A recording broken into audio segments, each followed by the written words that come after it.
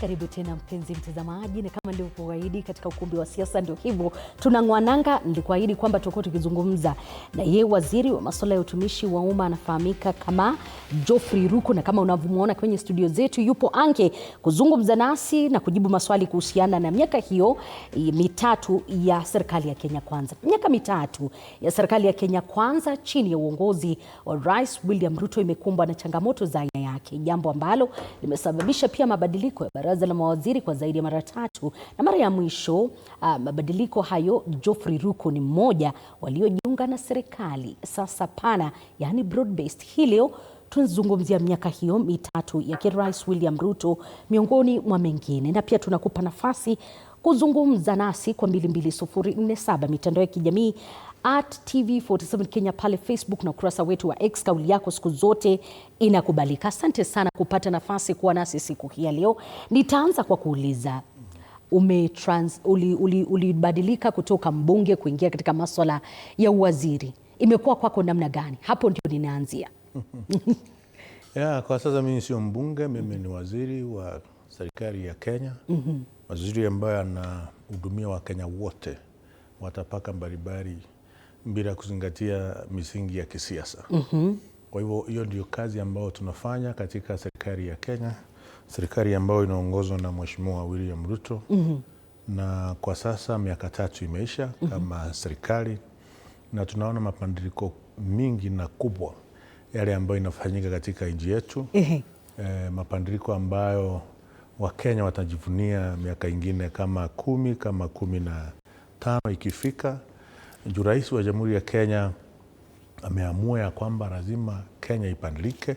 Transformation ya nchi yetu ya Kenya itafanyika in our lifetime. Wakati ambapo unazungumza, Kiswahili ni kusema nini?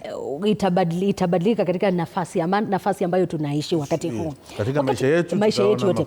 Wakati ambapo mabadiliko safi ya nchi yetu ya Kenya. Kwa sasa ukiangalia katika maneno ya kilimo, tumeona wizara ya kilimo imesema ya kwamba tutakuwa tumefuna mafuno ambao iko juu zaidi kulinganisha na mwaka ingine yoyote ile katika nchi yetu ya Kenya. Na yote ni kufuatia mipango ile serikali ya Kenya imeweka.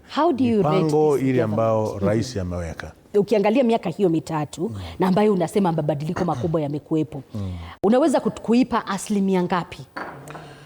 Kwangu naweza ipatia asilimia 8.5 out of 10.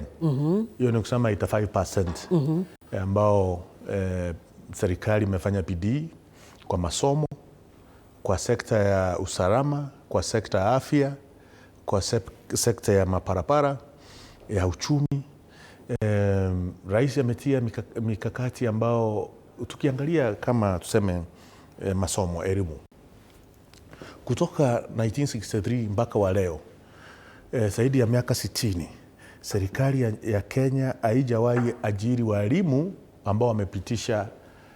Hakuna serikali yote ambayo imeajiri walimu wengi kama serikali 100,000 teachers kama vile hii serikali ya Mheshimiwa William imeajiri kwa miaka tatu. Hiyo ni jambo ambalo halijaifanyika katika nchi yetu ya Kenya.